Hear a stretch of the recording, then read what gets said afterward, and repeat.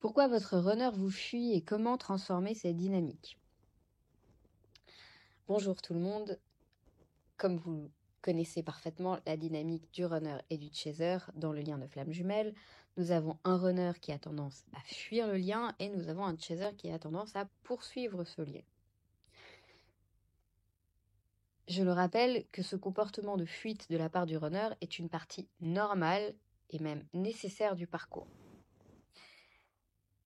Mais cette dynamique-là peut être transformée en une opportunité de croissance personnelle. Alors, regardons d'abord pourquoi votre runner fuit.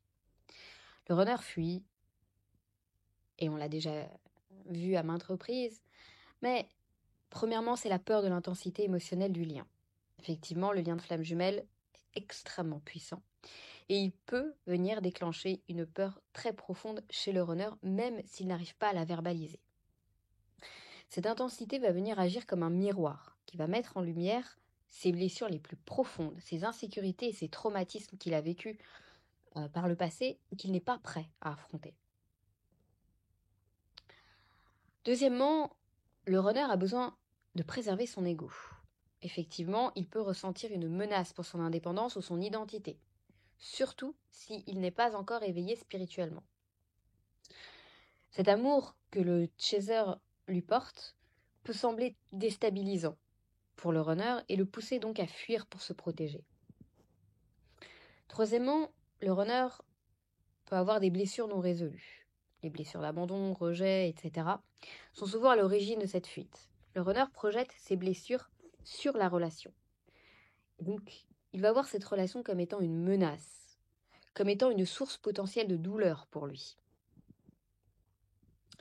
Quatrièmement, le runner peut avoir un sentiment d'indignité.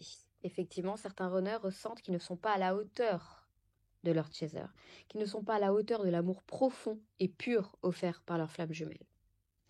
Cela peut donc les conduire à se saboter ou à fuir pour éviter de faire face à cette insécurité.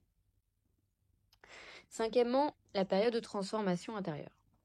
La fuite peut être un moyen inconscient pour le runner de se donner le temps et l'espace pour assimiler les leçons et les transformations qui sont nécessaires à son évolution.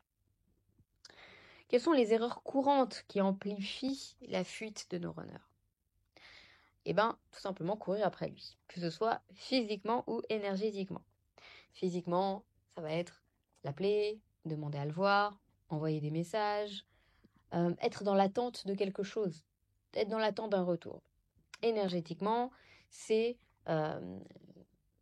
tout faire de son côté dans un but que l'autre revienne. Je mets des choses en place énergétiquement, je fais des soins énergétiquement, mais mon idée au final derrière ça, c'est uniquement le but que l'autre revienne. Je ne suis pas centrée sur moi, je suis centrée sur le retour de mon autre.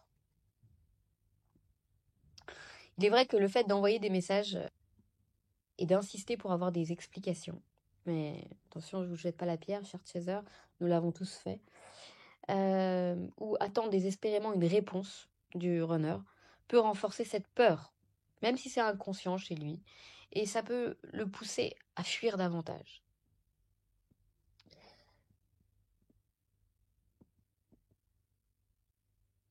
Il est également noté que le comportement de projeter ses attentes sur l'autre peut être aussi extrêmement déstabilisant. Vouloir que l'autre réponde à vos besoins immédiatement ou qu'il suive votre rythme peut créer une pression qu'il n'est pas prêt à gérer. Et c'est souvent le cas. Les chasers, mais ce n'est pas de leur faute, sont très impatients dès le début de la relation et ils attendent que le runner réponde à leurs attentes. Et ça, ça va venir amplifier l'insécurité du runner et ça va l'amener à fuir davantage. Il serait question également de nier votre propre douleur, ignorer vos propres blessures ou vos émotions en vous concentrant uniquement sur lui. Et ça peut venir déséquilibrer l'énergie. Donc, comment transformer cette dynamique? Premièrement, se recentrer sur soi-même. Et je sais, on vous le répète bien assez. Mais il est vrai qu'en travaillant sur ses propres blessures, notamment les blessures de l'âme, plus vous allez vous concentrer dessus, plus vous allez guérir, épurer, et plus vous allez créer un espace d'énergie stable et accueillant. N'hésitez pas à vous poser certaines questions. Qu'est-ce que cette situation me reflète sur moi-même? Quels aspects de ma vie je ressens le besoin de renforcer? Essayez d'être dans cette introspection. Deuxièmement, pratiquez le fameux lâcher-prise, évidemment. Apprenez à ne pas forcer la situation. Donnez-lui du temps. Donnez-lui de l'espace nécessaire pour pouvoir traiter ses propres émotions et ses propres peurs. Attention, cela ne signifie en aucune façon d'abandonner le lien, mais plutôt de relâcher la pression sur l'autre. Troisièmement, travaillez sur votre énergie en tant que chaser.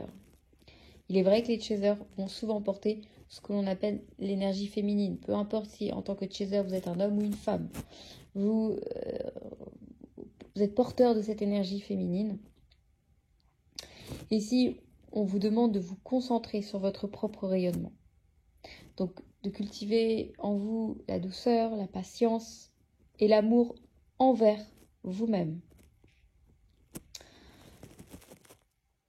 Ici, il sera question vraiment de vous rendre compte que vous pouvez être quelqu'un de très stable et de très aligné, même sans que votre autre soit présent dans votre vie. Il est important également de créer des limites saines. Protégez-vous émotionnellement, en établissant des limites claires, que ce soit avec peu importe qui autour de vous. Ne tolérez plus de comportements irrespectueux ou blessants. Montrez que vous êtes capable de vous épanouir sans dépendre d'une relation amoureuse avec qui que ce soit, et encore moins avec votre jumeau. N'hésitez pas à utiliser cette pratique très particulière, mais que les flammes jumelles connaissent bien aujourd'hui. Envoyer de l'amour à distance, travailler sur la connexion énergétique.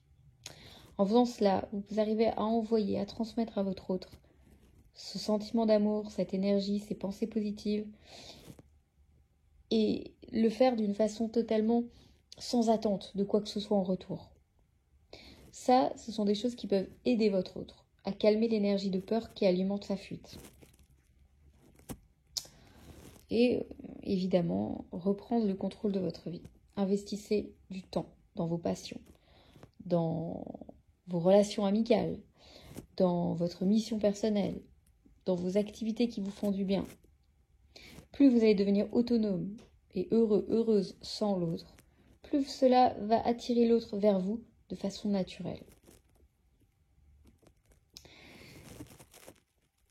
La fuite du runner, ce n'est pas du tout un rejet personnel, mais c'est un appel à travailler sur soi-même, que ce soit de son côté ou du vôtre. Le fait de pouvoir transformer cette dynamique de fuite en quelque chose de constructif, ça commence par le fait de se choisir soi-même et de ne surtout pas faire dépendre son bonheur de la présence du runner dans votre vie. Je le dis et je le répéterai jamais assez, votre flamme jumelle n'est que la cerise sur votre gâteau. Mais ce n'est pas votre gâteau.